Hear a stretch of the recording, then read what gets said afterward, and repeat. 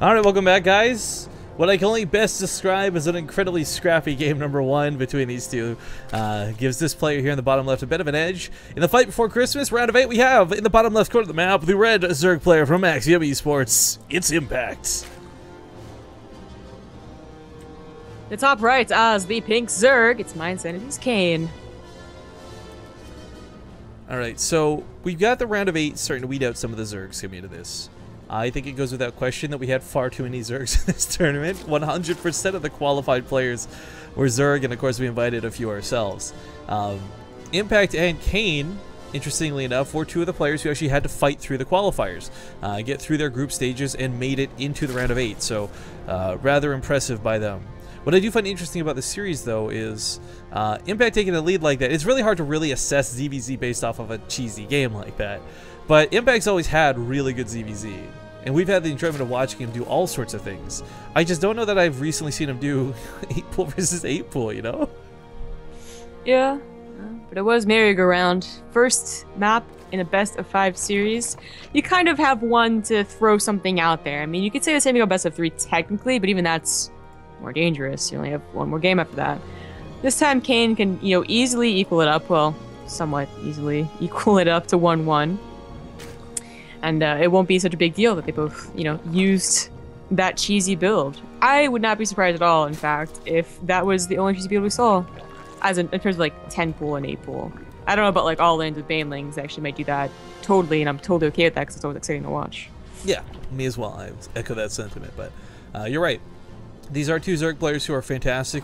They're both good at this game, and they're both good at CVZ. I remind you all, Kane had to fight through the likes of Scarlet to get through his group to get to the round of 8, so not a shabby player at all. We did see some pretty cool builds back then, too, that I really want to address if we come on King Sejong Station or such, but as far as fighting versus Impact, it's Overgrowth. It's like the standard map.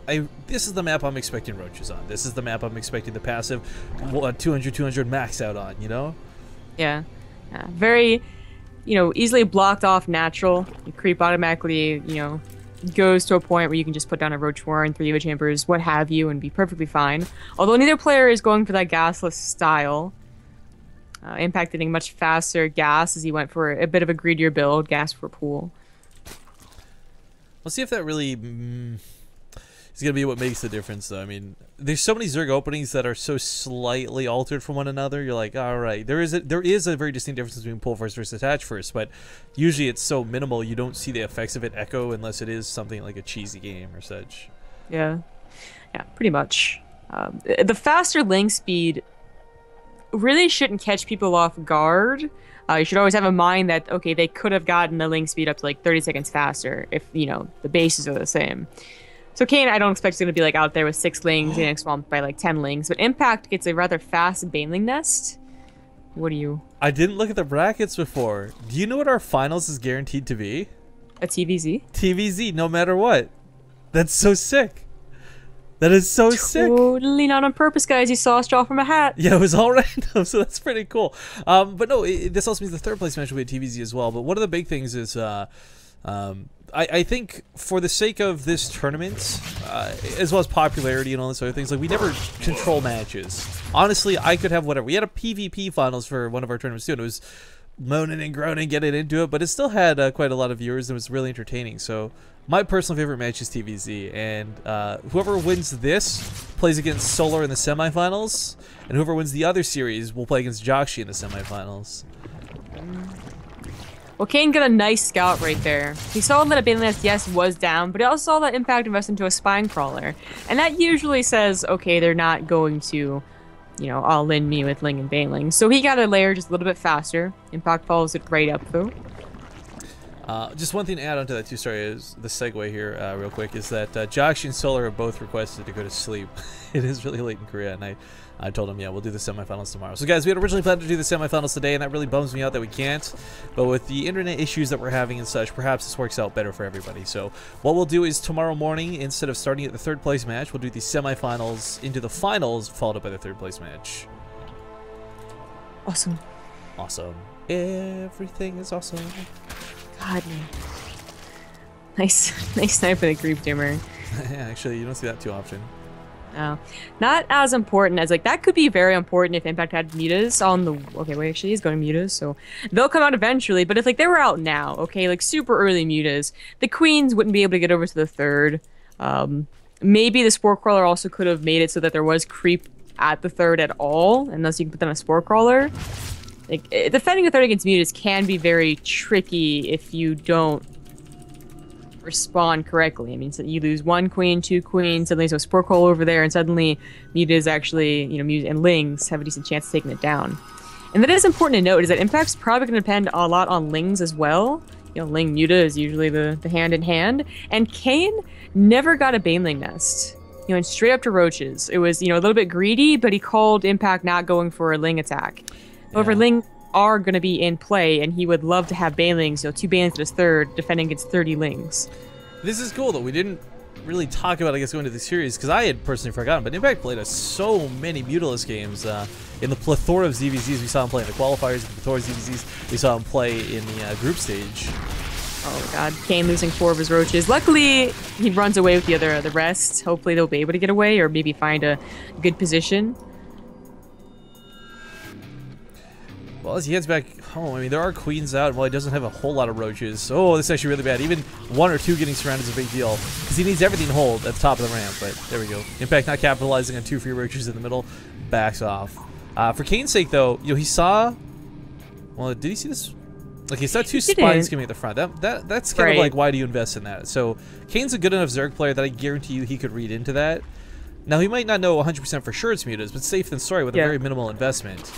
Plus, there is a lair, and he saw that many lings. There are different signs that are pointing to the fact that it is mutas. So he's getting a lot of queens. I think he's going up to 8, 3 from 3 hatcheries. I like this a lot. Yeah. And some lings did sneak to the main, though. Don't know how that happened. Just coated in butter and ninja lings. They're not going to kill too much here. The queen does die, but the drones are evacuated, so they will live. Bring down the spore crawler. Why not? Let's try to. Just use being used on that. All right, then. Impact is the one that goes for an invitation pit first. This is the second time where we get to see this. Like, the Muta player going for the pit first. Yeah. It was really weird when we saw it last time, too, because what I was expecting... to be honest with you, I didn't know what I was expecting when we came into it, but I'm actually more shocked that we don't see Impact investing in the Mutas like we have in the past, either. Like, he is transitioning to roaches. So he's going to use these to get map control, blind Kane by killing up all the overlords, and do what he can to actually fight. But with 9 queens, you can't underestimate this damage. Mutalists will lose out in this fight. I guess the spore crawler did die. I thought the roaches were going to clean up the lings, but that was nice. The queens are in position, however, so the mutas don't get too much damage done. Kane throws down his own invitation pits, and I think the last time we were surprised to see the muta player get it, he ended up going for swarm hosts and losing. It was kind of like a desperate move. But it looks like Impact is going to go for like fungals or infestors eventually, just not now. Lane's still trying to run by, but there's a lot of queens here. They should actually probably stop, stutter, and kill on the way, but... Oh, you know what? Canceled it, never mind. No over-analysis on that, then. Well, that's still kind of bad, right, though? Because Impact's going to be on pure Roach, where Kane's going up to both tech. Yeah, I mean, the Hydra's going to be a nice addition to have. Impact might have a couple of banelings you can try and run into them, but for the most part... Oh, snuck 2 more. Comes to the main. Kane splits, though. He saw this coming. He'll lose a couple of drones here. Yeah. That wasn't 10 drones killed there, of course. That's just the accumulation of all the drones dying in the last 30 seconds or so. Impact is probably going to max out a lot faster than Kane, of course. Kane getting all this tech, a lot of gas. He has all those queens, which are, you know, kind of inflating his supply. They're actually very helpful, though, so I don't want to call them, like, useless supply at all. Right, the transfuses are going to be invaluable going forward in the game, whether it's picking off the mutas or whether it's that Roach War itself, but while he's chasing up here in the top right, we have an attack set up on the left, and Impact's done with more roaches, 27 over 23. Kane might have better upgrades, but when it's a difference like this of 1, it's the numbers that matter the most. Yeah, the queens are in a position to help out. Maybe they could definitely hold on with all those transfuses. The infestors aren't quite out either. The upgrades are in favor of Kane, just by 1. The problem is, though, even if he splits his queens up, he can never fully abandon the main. So as much as they should and need to be over here, Kane's not going to be able to pull them to Impact. He's winning this Roach fight. There's no question about it. Seems to be a classic case of, like, teching too early. The player who masses out in the Roaches just is overwhelming the player who techs. The queens are coming forward, though, and it looks like he will just barely hold on. Impact gets a 4th, though, at the gold base. The spawning pool, not the most useful building for Kane right now, but is 200 minerals.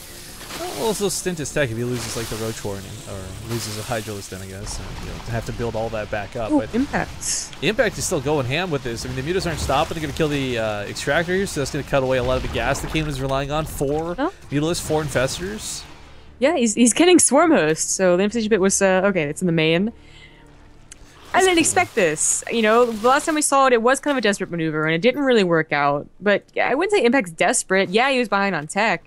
But I think he was, he had his 4th base going. Swarm Hosts might just be a really cool composition. So there's a small chance, though, that the Infestors can work kind of like what we see Sentries do. Because it's more classic that we see Protoss in this, where instead of Force Fields to lock down the Locust, we might have some Fungal Growths perform that same role, allowing Kane to maneuver around them. But this is still at a time where there's not that many Swarm Hosts out, and he is going to rely heavily on these Spine Crawlers and his static defense to fight. But now that Kane's got Hydralisk out, now he's got this ridiculous Queen count. I mean, these Mutalisks are really not that big of a threat to units moving out. The problem is, this is kind of Kane saying, alright, screw it. There's a couple of Roaches at home, but he's still dodging out these harass attacks. His drone's not mining. I mean, this is not a situation where he comes out of this without taking damage one way or another. Now, I know 100% Impact already has a Baneling Nest. I don't know why he's getting a second one. Just in case he's... Yeah. Sick as bait, you kill the Baneling Nest in the natural, you think it's gone, but really it's still in the main. Exactly. Hashtag Where's mind games. That Ultra's Cavern in that one game that he thought was gonna die, so he built another one, but the first one died and the second one died, and I was like, shit about third one. Oh, Infestor Snipe, really nice pick off there. I always forget how low these units' health are. Just like Hydralisk, very frail compared to Roaches, so can't quite take those same hits from the Locust. But starting to advance forward here, Kane's Roach counts 44 to the 42 of Impact. That's perfectly fine, and Locusts are like really low-range Hydralisks, so Impact can kind of fight on even footing. It's the Infestors and the Queens that think give Kane a big advantage pushing into this. Couple of Swarmos go down. Oh, the Fungals act as detection. That was so cool. The Overseer's here as well, but the Fungals on top of the Roaches. Big concave at the top of the ramp, but the Hydras are now starting to get a little bit involved with the fight. Some infested Terrans going down, and these Queens seem to start pumping those transfuses. They're full of energy, but Kane is bleeding out Roaches. Swarm Host really not adding a whole lot anymore. There's only 2, and they're barely helping, but the Spine Crawlers are certainly helping a lot. That Fungal was a big deal. I mean, if the Overseer hadn't been in position, he would have not been able to see those. He picks those off immediately. Now Impact doesn't have a whole hell of a lot left, and it's the Queens that are the majority of the army at this point. Still transfuses available, still pushing into this. Kane and Impact very close in this fight, but I think Kane might just barely be pushed back. I mean, the reinforcements... Right? But the army supply is completely even. The Infestors are out of juice, and the Queen is starting to die. Impact, if he beats this army, he takes down a lot of important units with it. Yeah. Well, I thought he was going to beat us back with the Defender's advantage, but I take all of that back. The Swarm Host, as you point out, not very numerous. Roach count is dwindling at this point, and this gold base, this is something that Kane has to level the playing field with. He doesn't get ahead by killing this. He simply puts on an even footing. I might buy him enough time to get these 18 Roaches out. Neither player is any supply. Yeah, Impact. There's also an upgrade lead for Kane, which has certainly been helping out here. It's a shame these Infestors are being thrown on the front line. A small bit of miscontrol, but it's still costing Infestors here and there. Never quite enough energy to do into Fungal Growth, but Infested Terrans get some okay shots off. Not the same as they once were for damage, but Kane still leads in army supply. Kane still leads in Roach count, and Impact just has never been able to bridge this gap. Yeah. And if all 5 Swarm Hosts were in the back adding damage, right instead of the front lines, so different. Yeah, dying immediately. Hiding behind the Spine Crawlers, you're right. And it could actually, with how just barely this came down to it, that could have been one of those moments where you do a take command, go back in the replay and see how that would have played out otherwise. But good game's going to be called. Kane will take the series, or tie up the series rather, now 1-1 in this best of 5.